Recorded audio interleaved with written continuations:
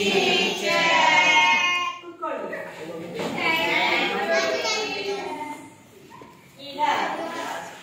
10ನೇ ತರಗತಿಯ ಮಕ್ಕಳಿಗೆ ಪರೀಕ್ಷಾ ದಿನಗಳು ತುಂಬಾ ಕಡಿಮೆ ಇದ್ದವು.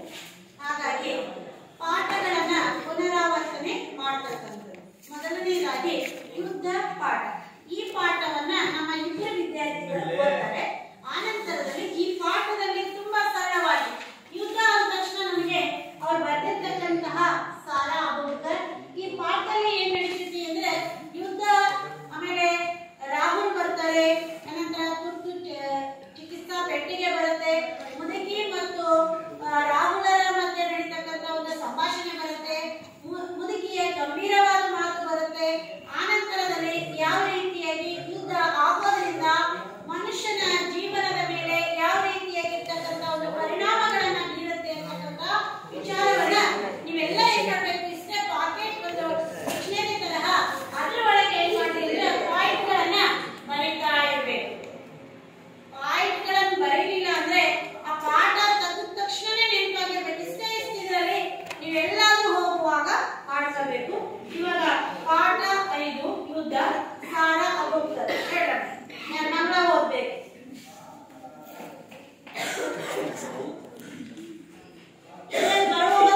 ಮುಖ್ಯವಾದ ಪ್ರಶ್ನೆಗಳನ್ನು ಕೊಡ್ತೀನಿ, ಉತ್ತರಿಸಬೇಕು. ಲಾಸ್ಟ್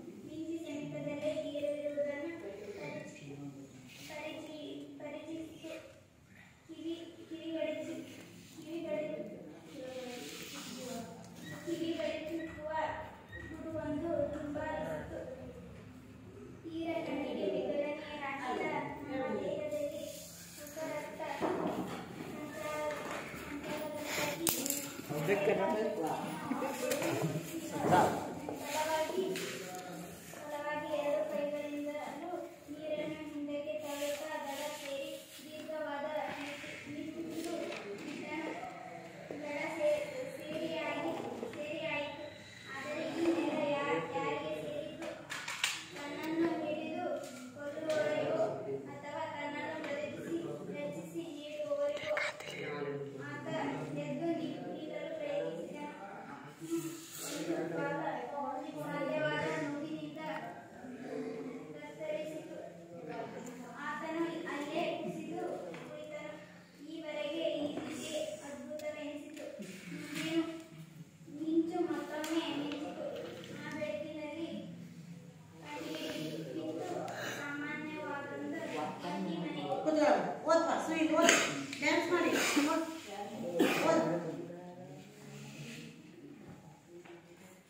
ಓದು ಬೇಗ.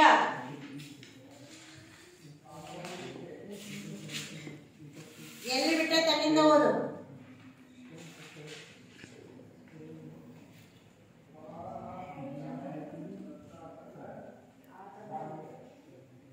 ಧಾರಾಕಾರವಾಗಿ ಸುರಿಯುತ್ತಿರುವ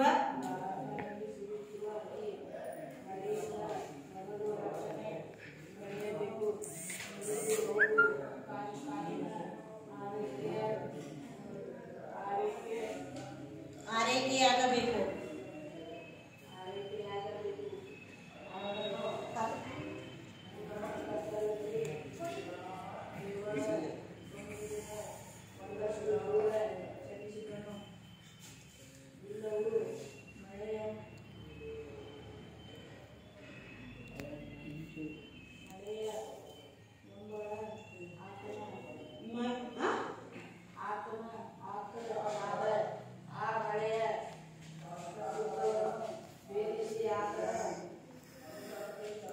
ಮಹಿಳೆಯ ಆರ್ತನಾದವು ಮಳೆಯಲ್ಲದು ಇನ್ನಷ್ಟು ಸ್ಪಷ್ಟವಾಗಿ ಕೇಳಿಸಿತು.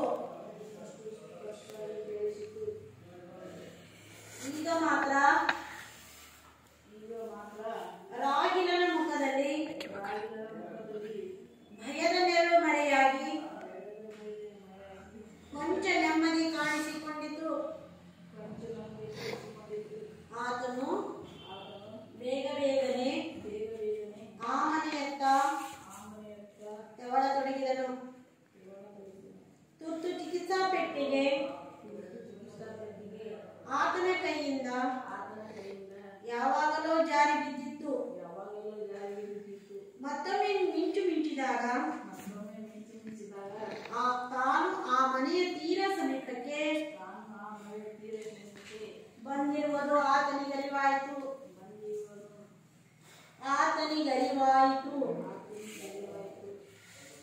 ರವಿ ಹೊರಗಿನಿಂದ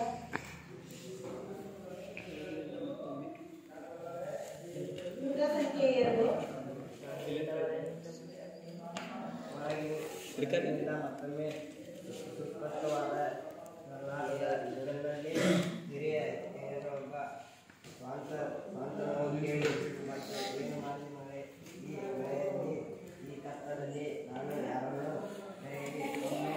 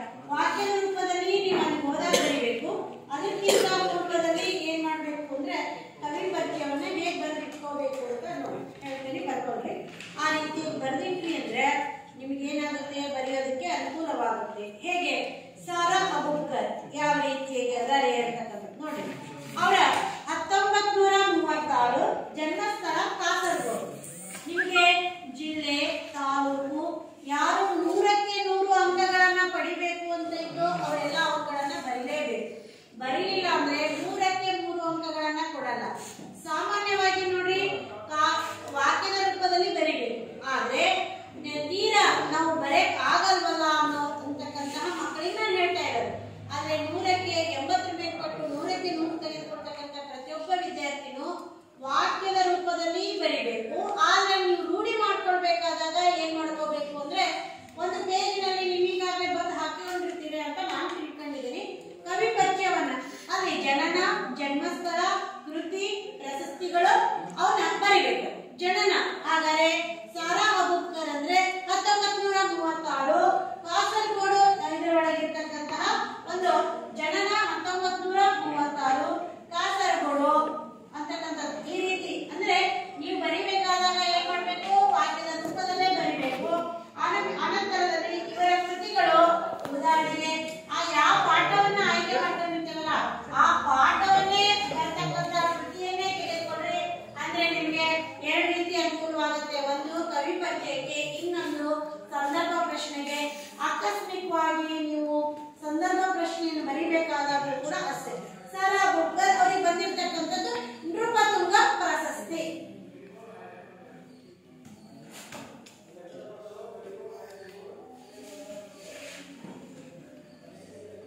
ನೃಪತುಂಗ ಪ್ರಶಸ್ತಿ. ಈ ರೀತಿಯಾಗಿ ಪಾಠವನ್ನ ತೆಗೆದುಕೊಂಡಾಗ ಪವನ ಇಲ್ಲಿ ನೋಡಿ ಯಾವ ರೀತಿಯಾಗಿ ಹೇಳ್ತಕ್ಕಂಥದ್ದು, ಹೇಗೆ ಕವಿ ಪರಿಚಯವನ್ನ ನೋಡಿ. ಇದು ತಕ್ಷಣದಲ್ಲಿ ನೆನಪಿಗೆ ಬರ್ತಿರ್ಬೇಕು. ಇದನ್ನ ಇದೇ ರೀತಿಯಾಗಿ ಬರೆದ್ರೆ ನಿಮಗೆ 3ಕ್ಕೆ 3 ಅಂಕಗಳನ್ನ ಕೊಡಲ್ಲ. ವಾಕ್ಯದ ರೂಪದಲ್ಲಿರಬೇಕು. ಸಾರಾ ಅಬೂಬಕರ್ 1936ರಲ್ಲಿ ಕಾಸರಗೋಡಿನಲ್ಲಿ ಜನಿಸಿದರು. ಅದು ವಾಕ್ಯದ ರೂಪದಲ್ಲಿ. ನಿಮ್ಗೆ ಓದ್ಕೊಳ್ಬೇಕಾದ್ರೆ ಈ ರೀತಿ ಅವರು ಹಲವಾರು ಕೃತಿಗಳನ್ನ ರಚನೆ ಮಾಡಿದ್ದಾರೆ. ಅಂತಹ ಕೃತಿಗಳಲ್ಲಿ ಒಂದಾಗಿರ್ತಕ್ಕಂಥದ್ದು ಚಪ್ಪಲಿಗಳು. ಈ ಒಂದು ಕೃತಿಯನ್ನ ತೆಗೆದುಕೊಂಡ್ರಿ ಅಂದ್ರೆ ಯುದ್ಧ ಪಾಠವನ್ನು ಕೂಡ ಅವರು ಬರೆದಿರ್ತಕ್ಕಂತಹ ಯಾವ ಕೃತಿಯಿಂದ ಆಯ್ದುಕೊಳ್ಳಲಾಗಿತ್ತು ಶಶಿ? ಯುದ್ಧ ಪಾಠವನ್ನ ಅವರು ಬರೆದಿರ್ತಕ್ಕಂತಹ ಯಾವ ಕೃತಿಯಿಂದ ಆಯ್ದುಕೊಳ್ಳಲಾಗಿದೆ? ಪ್ರತಿಯೊಬ್ಬ ಕವಿದು ಕೂಡ ನೀವು ಹೆಚ್ಚು ಅಂಕಗಳನ್ನು ಪಡಿಬೇಕು ಅಂತ ಯಾರು ಅನಿಸ್ತಿದ್ದೇನೋ ಅವ್ರು ಏನ್ ಮಾಡ್ಬೇಕು ಅಂದ್ರೆ ಅದೇ ಕೃತಿಯನ್ನ ರೂಢಿ ಮಾಡ್ಕೊಳ್ರಿ. ಅಲ್ಲಿ ನಿಮ್ಗೆ ಏನಾಗುತ್ತೆ ಅಂದ್ರೆ ಪಾಠದ ಹೆಸರು ಯುದ್ಧ, ಸಾರಾ ಅಬೂಬಕರ್, ಕೃತಿ ಚಪ್ಪಲಿಗಳು, ಅದರಲ್ಲಿ ಬರ್ತಕ್ಕಂತಹ ಏನು ಅಂದ್ರೆ ಇದು ಸಂದರ್ಭ ಪ್ರಶ್ನೆಗಳು. ಸಂದರ್ಭ ಪ್ರಶ್ನೆ ಒಳಗ ನೀವು ಫಸ್ಟ್ ಹಂಗೆ ಕವಿ ಹೆಸರು, ಪಾಠದ ಹೆಸರು, ಪದ್ಯದ ಹೆಸರು ಸರಿಯಾಗಿತ್ತು ಅಂದ್ರೆ 1ರಿಂದ 1 ಅಂಕಗಳನ್ನ ಪಡಿಬಹುದು. 1ರಿಂದ ನೀವು ಸಂದರ್ಭ ಬರೆಯಕ್ಕೆ ಸ್ವಲ್ಪ ಕಷ್ಟ ಅನ್ಸಿದ್ರು, ಪಾಠದ ಹೆಸರು ಸರಿಯಾಗಿತ್ತು ಅಂದ್ರೆ, ಕವಿ ಹೆಸರು ಸರಿಯಾಗಿತ್ತು ಅಂದ್ರೆ, ಕೃತಿ ಹೆಸರು ಸರಿಯಾಗಿತ್ತು ಅಂದ್ರೆ ನೀವೇನ್ ಮಾಡ್ಬೋದು 1ರಿಂದ 1.5 ಅಂಕವನ್ನ ಕೊಡ್ತಾರೆ. ಮೌಲ್ಯಮಾಪಕರು ನೀವು ತುಂಬಾ ಚೆನ್ನಾಗಿ ಬರ್ದಿದ್ರಿ, ಅಂಡರ್ಲೈನ್ ಮಾಡಿದ್ರಿ, ಪೆನ್ಸಿಲ್ ಮಾರ್ಕ್ ಮಾಡಿದ್ರಿ ಅಂದ್ರೆ, ಆಮೇಲೆ ವಾಕ್ಯ ವೇಷ್ಟೇನ ಚಿಹ್ನೆಯನ್ನು ಬಳಸಿದ್ರಿ ಅಂದ್ರೆ ಅಲ್ಲಿಗೆ ಏನ್ ಮಾಡ್ತೀವಿ ಅಂದ್ರೆ ನಿಮ್ಗೆ ಅಲ್ಲಿ 1.5 ಅಂಕ ಕೊಡ್ತಾರೆ. ಕೆಲವೊಬ್ರು ಮೌಲ್ಯಮಾಪಕರು ನೀವು ಬರದ್ರಾದ್ರು ಅಂತ ಬರೆದ್ರಿ ಅವಾಗ ಅವ್ರು 1 ಮಾರ್ಕ್ಸ್ ಕೊಡ್ತಾರೆ. ಅದಕ್ಕೋಸ್ಕರ ನೀಟಾಗಿ ಬರೀರಿ, ಎಷ್ಟೇ ಬರಲಿ ನೀಟಾಗಿ ಬರ್ತಕ್ಕಂಥದ್ದು ಮಾಡ್ರಿ. ಅವಾಗ ಏನಾಯ್ತು ಅಂದ್ರೆ ಅವ್ರಿಗೆ ಬಂದಿರ್ತಕ್ಕಂಥದ್ದು ನೃಪತುಂಗ ಪ್ರಶಸ್ತಿ. ಈ ರೀತಿ ಬರಲೆ 3 ಅಂಕಗಳು. ಕವಿ ಪರಿಚಯಕ್ಕೆ ಬಂದ್ರೆ 3 ಅಂಕ. ಇನ್ನ ಕವಿ ಹೆಸರು, ಪಾಠದ ಹೆಸರು, ಒಂದು ಕೃತಿ ಹೆಸರು ಗೊತ್ತಿತ್ತು ಅಂದ್ರೆ ಆ ಪಾಠದ ಸಂದರ್ಭ ಪ್ರಶ್ನೆ ಬಂದಾಗ ಅದನ್ನ ಬರೆದ್ರಿ ಅಂದ್ರೆ ಅಲ್ಲಿ 1 ಅಂಕ ಬರುತ್ತೆ. ಆ ನಂತರದಲ್ಲಿ ಈ ಪಾಠದಲ್ಲಿ ಬರ್ತಕ್ಕಂತಹ ಒಂದು ಮುಖ್ಯವಾಗಿರೋ ಈಗ ಇದು ಇಡೀ ಪಾಠವನ್ನ ಓದಿದಾಗ ಏನಾಗುತ್ತೆ ಅಂದ್ರೆ ಯುದ್ಧಕ್ಕೆ ಹೋಗಿರ್ತಾರ ರಾಹುಲ್ ಅಂತಕ್ಕಂಥದ್ದು, ರಾಹಿಲ್ ಅಂತಕ್ಕಂಥ ಅವ್ರು ಏನ್ ಮಾಡ್ತಾರೆ, ಯುದ್ಧದಲ್ಲಿ ವಿಮಾನ ಅಪಘಾತವಾಗುತ್ತೆ. ನಿಮ್ ಕಥೆ ರೂಪದಲ್ಲಿ ಏನು ಬರಲ್ಲ, ನಿಮ್ ಲಾಸ್ಟ್ ಪ್ರಶ್ನೆ ಉತ್ತರಿಸಕ್ ಬರಲ್ಲ ಅನ್ನೋ ಸಂದರ್ಭ ಹೇಳಿರ್ತಾರೆ. ಫಸ್ಟಿಗೆ ಅಲ್ಲ ನಾನು ಹೇಳಕತ್ತಿರೋದೀಗ. ಏನೂ ಬರಲ್ಪ ಅಂದಾಗ್ಲೂ ಕೂಡ ನೀವು ಇಷ್ಟು ಪಾಯಿಂಟ್ಗಳನ್ನ ಈ ಪಾಠದ ಮೇಲೆ ಮಾಡಿಟ್ಕೋಬೇಕು.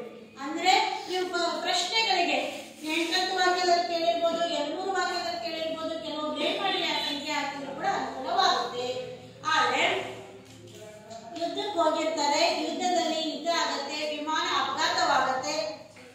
ವಿಮಾನ ಅಪಘಾತವಾದಾಗ ಆ ಸಂದರ್ಭದಲ್ಲಿ ಅವರು ಮೇಲಿಂದ ಕೆಳಗೆ ಬಿದ್ದು ಆ ಒಂದು ದಡವನ್ನ ಸೇರುತ್ತಾರೆ. ಕತ್ತಲಲ್ಲಿ ಬಿಚ್ಚಿನಲ್ಲಿ ಒಂದು ಕಾಲು ಹೋಗಿದ್ರು ಕೂಡ ಅದರಲ್ಲಿ ಬಂದು ಸೇರ್ತಾರೆ. ಸೇರಿ ಆದ್ಮೇಲೆ ಅವರ ಕಾಲನ್ನ ತೆವಳ್ಕೊಂತ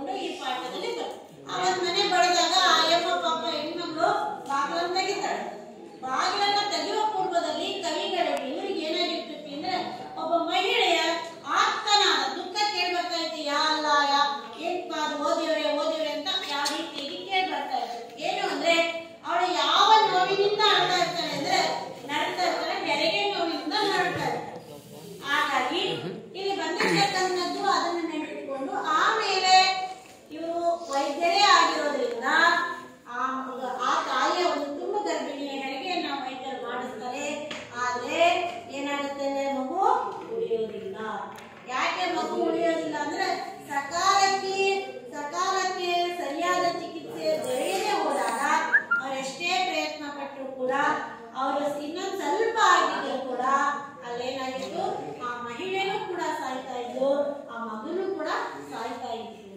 ಹೀಗಿದ್ದಾಗ ಆದ್ರೆ ಮಗು ಸಾಯ್ತು, ಮಹಿಳೆ ಉಳಿದಿದ್ದು.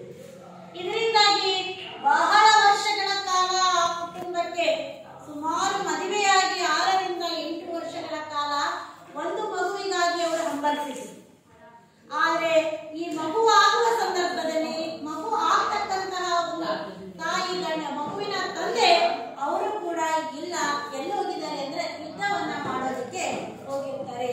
ಹಾಗಾಗಿ ಯುದ್ಧವನ್ನ ಮಾಡೋದಕ್ಕೆ ಹೋದಾಗ ಆ ಯುದ್ಧ ಏನಾಗಿರುತ್ತೆ ಅಂದ್ರೆ ಅಲ್ಲಿ ಯುದ್ಧಕ್ಕೆ ಹೋಗಿರ್ತಕ್ಕಂಥ ಹಿಂದೆನೂ ಕೂಡ ಅದೇ ಘಟನೆ ಸಂಭವಿಸಿರುತ್ತೆ. ಆ ಒಂದು ಮುದುಕಿಯ ಮಧ್ಯದಲ್ಲಿ ಆ ಒಂದು ರಾಗಿನ ಮಧ್ಯದೊಳಗೆ ಒಂದು ಸಂಭಾಷಣೆ ಕಂಡು ಬರುತ್ತೆ. ಈ ಪಾಠದಲ್ಲಿ ಬರ್ತಕ್ಕಂಥ ಪ್ರಶ್ನೆಗಳನ್ನ ಹೇಳ್ತೀನಿ, ಪ್ರತಿಯೊಬ್ಬರು ಬರ್ತೋಸ್ಬೇಕು, ಆ ಕಡೆ ಹೋಗಂಗಿಲ್ಲ, ಅಲ್ಲೇ ನೋಡಂತ ಬರ್ಕೊಳ್ಳಿ. 2-3 ವಾಕ್ಯಗಳಿಗೆ ಉತ್ತರ ಬರೀ ಪಾಠ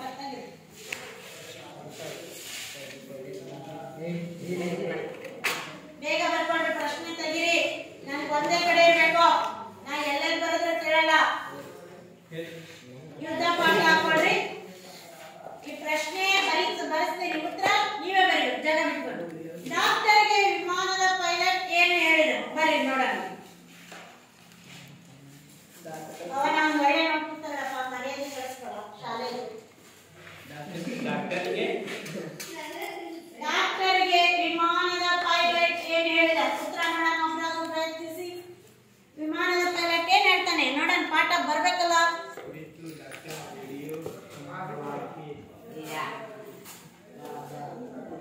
ನೋಡೋಣ, ಒಬ್ಬರಾದ್ರೂ ಪ್ರಯತ್ನಿಸಿ. ಡಾಕ್ಟರ್ಗೆ ವಿಮಾನದ ಪೈಲಟ್ ಏನು ಹೇಳಿದನು, ಉತ್ತರ ರೇಡಿಯೋ ಕಾರ್ಯನಿರ್ವಹಿಸುತ್ತಿಲ್ಲ. Very good. ರೇಡಿಯೋ ಸಮನಾಗಿ ಕಾರ್ಯನಿರ್ವಹಿಸುತ್ತಿಲ್ಲ. ಗ್ರೌಂಡಿನೊಡನೆ ಸಂಪರ್ಕ ಬೆಳೆಸಲು ಸಾಧ್ಯವಾಗುತ್ತಿಲ್ಲ.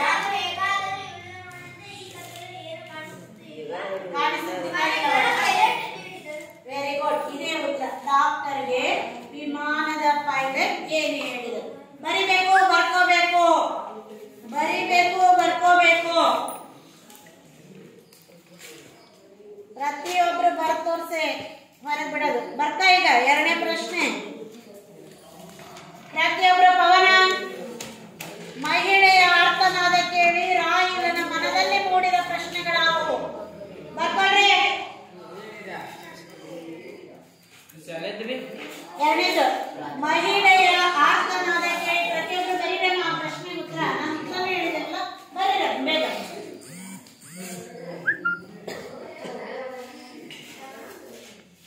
ನೀವೆಲ್ಲ ಪದ್ಯ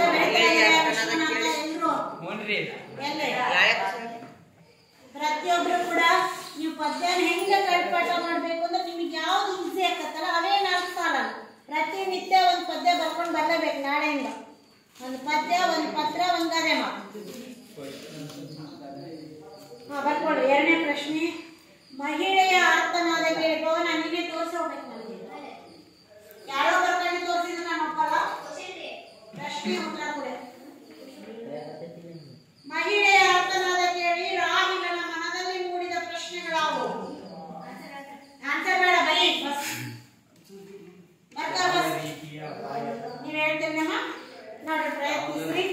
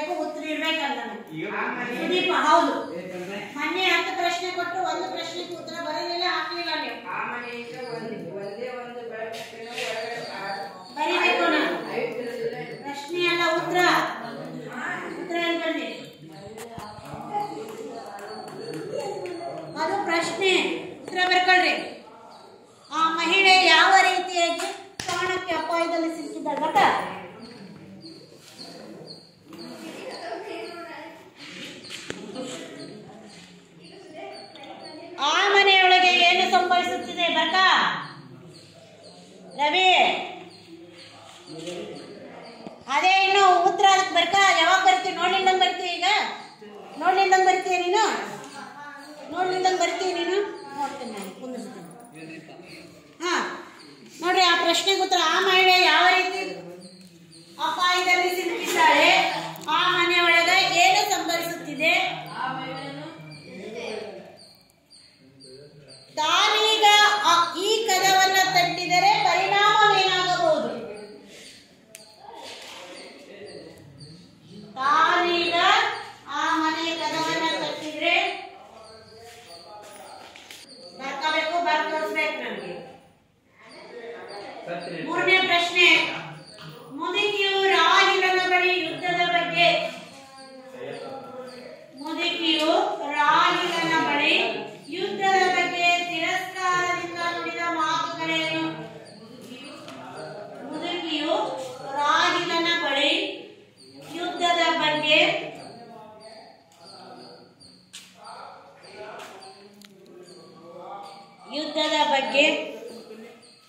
ತಿರಸ್ಕಾರದಿಂದ ನುಡಿದ ಮಾತುಗಳೇನು?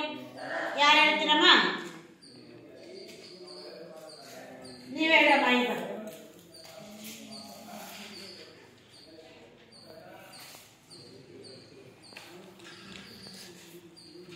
ಯಾರು ಹೇಳ್ತೀರಿ? ಬೇಗ ಹೇಳು. ಹಾ, ನಿಮ್ಗೆ ಈ ಕಡೆ ಕೊಡ್ತೀನಿ ಪ್ರಶ್ನೆ. ಹೇಳಮ್ಮ.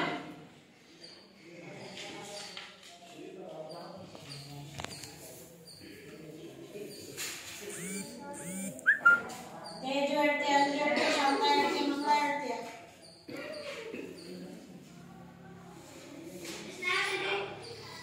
ಇಲ್ಲ ಆಪ್ಷನ್. ಹಾಂ ಹೇಳು.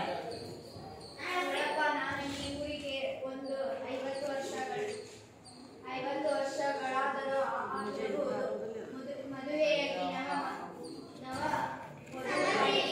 ಈ ಊರನ್ನು ಪ್ರವೇಶಿಸಿದ ಕೆಲವು ಕಾಲ ನೆಮ್ಮದಿಯಿಂದಲೇ ಇದ್ದವು. ಜಮೀನು ಆಸ್ತಿ ನಮಗೆ ಸಾಕಾದಷ್ಟಿತ್ತು, ಈಗಲೇ ಇದೆಯನ್ನು. ಆದರೆ ನೆಮ್ಮದಿಯಿಂದ ಬದುಕಲು ಈ ಜನ ಬಿಡಬೇಕಲ್ಲ. ಯುದ್ಧವಂತೆ ಯುದ್ಧ ಎಂದು ತಿರಸ್ಕಾರದಿಂದ ನೋಡಿದರು.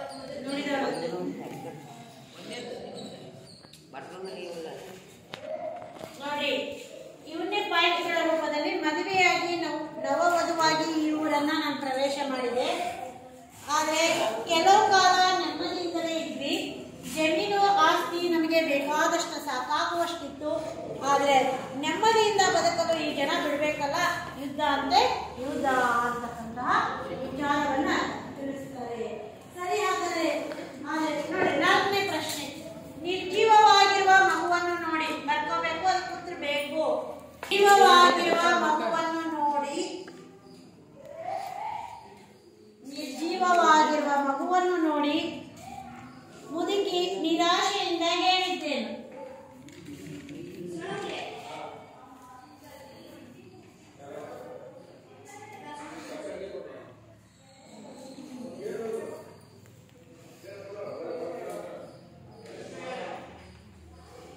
ಯಾರು ಹೇಳ್ತಿರ್ಪ ಇದಕ್ಕೆ? ಮಂಜುನಾಥ ಹೇಳ್ಪ ಉತ್ತರ ಅದಕ್ಕೆ. ಇನ್ನೊಂದ್ಸಲ ಪ್ರಶ್ನೆ ಹೇಳ್ತಾ ನೋಡು.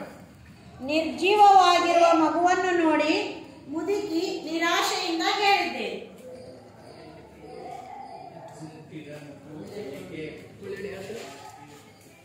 ಯಾರು ಹೇಳ್ತೀರಿ? ಸುದೀಪ್ ಹೇಳ್ತಾನ, ಮಂಜು ಹೇಳ್ತಾನೆ, ರವಿ ಕೂಡ ಆಪ್ಷನ್ ಹೇಳೋದು.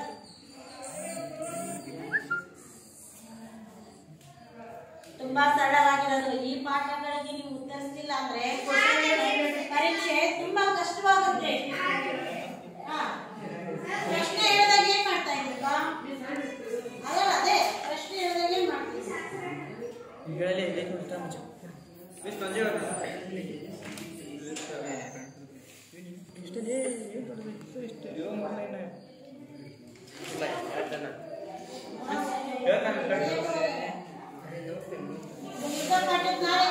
5